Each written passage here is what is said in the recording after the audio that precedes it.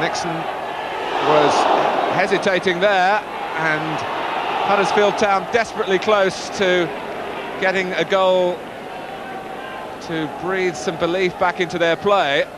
But I wonder whether Malcolm MacDonald realised the extent of the problems he was taking over. But he is so delighted to be back in the game. Stewart. Now Simpson, and the extra charge of anticipation around Main Road when he's in possession. Adcock wanting it to drop. It does. It's 5. A second for Tony Adcock. Brought here for his finishing ability for £85,000 in the summer.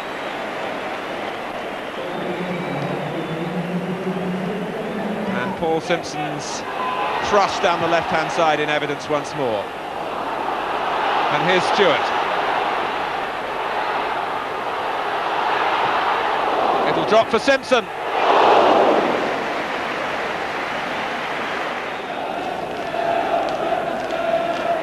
Barham's corner. Brown. May. It breaks for Barham again.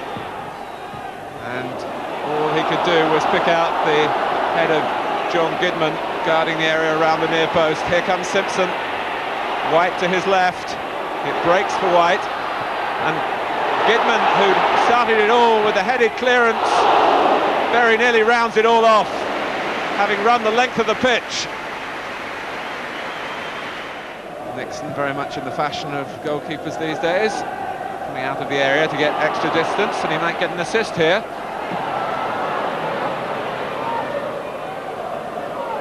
Simpson. Here's Stewart, and it drops in for number 6.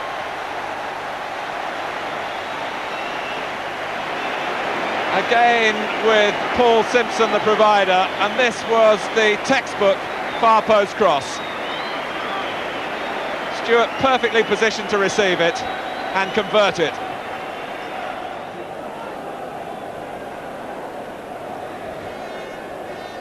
Adcock dispossesses Webster.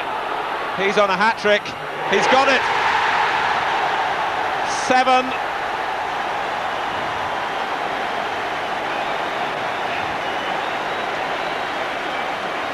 And he's well on his way into his 2nd century. Every mistake is being punished here ruthlessly.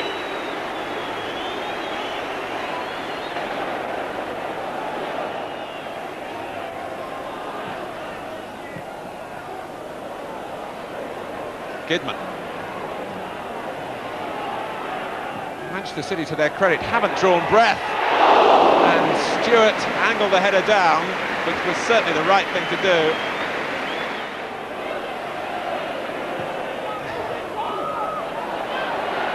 Adcock, splendid run by Hinchcliffe. Stewart's there, it's a tap-in. The ecstasy of 8 for Manchester City. 3 of them now to Paul Stewart, to go with a 3 for Tony Adcock. Huddersfield Town have a May and a Bray in their team. They might also need a Prey, and that completes a splendid afternoon's work for Paul Stewart. Well, I say completes, maybe there still is more to come.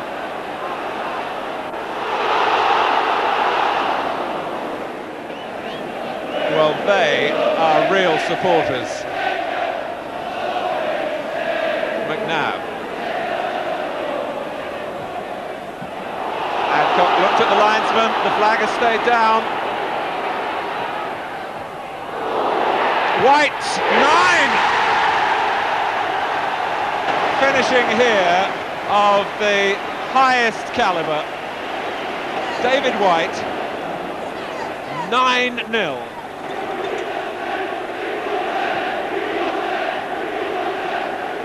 And the appetite of Manchester City and their followers,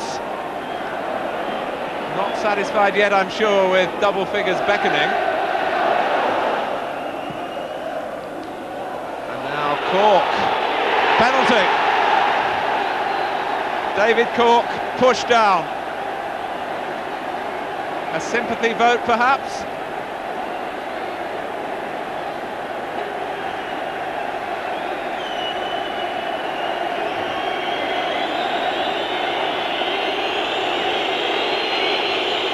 It's Andy May against his old club, with possibly the last kick of the game. We're well inside the final minute, and Andy May has the last word for Huddersfield. Not really time for a comeback.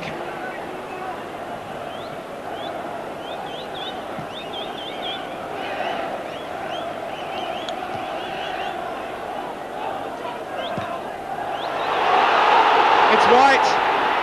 The 10th is there for the taking. It's going to be a hat-trick for David White, and 10 for Manchester City.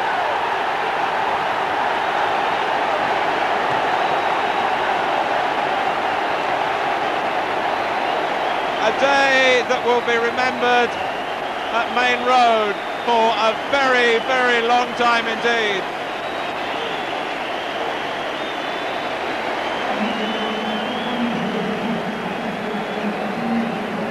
David White in the clear, the crowd baying for him to take City into double figures, and White with great aplomb obliged. What a day! 3 hat-tricks for Manchester City, one of them for Tony Adcock, another for Paul Stewart, and finally at the last for David White.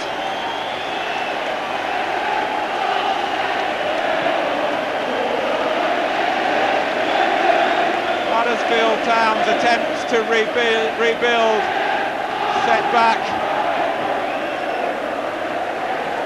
but genuine glory for Manchester City, and quite rightly they take their bow at that quite amazing scoreline.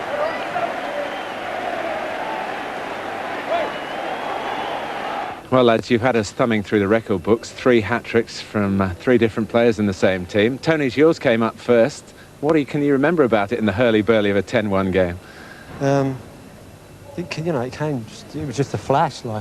After the game, I was saying I just couldn't remember some of, 2 of the goals, and he reported, to remind me. It was just, I was just, caught up in the game, and you remember your hat-trick, and then you just go on with the game, and it was brilliant to see the other 2 lads, get hat-tricks as well. Yours came next, Paul. Have you got any vivid recollections of it?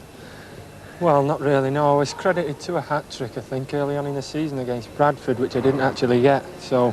They took one away from you, in fact. They did. Yeah. Well, I didn't score it, it wasn't until late on that I knew that they'd give it me. But to score a hat-trick today in my hometown, in front of my own people, it's great, it really is. Well, David, they'd got their 3 and you'd only got 1 until you took a hand right at the end with the crowd baying for double figures. That's right, yeah, I got an easy goal in the first half, and then I think only 3 or 4 minutes to go and I still only had the 1 goal, and then managed to get the last 2, which was magnificent. What sort of things have been said in the dressing room about the victory? Give us a mention on TV. I say we have to mention John Goodman, because all he's done is moan at giving him a mention, so we better mention John, really. And a mention for Neil to score in the first goal, because it was, they had a lot of the play first 20 minutes, and it was Neil's first goal that sort of turned the game in a big way. We can say that. I wonder whether you gave John Goodman some stick for giving Huddersfield a goal by giving away the penalty. I think he just wanted to be on TV, because I think it was all in their goal now. I think he did it to be on TV, really.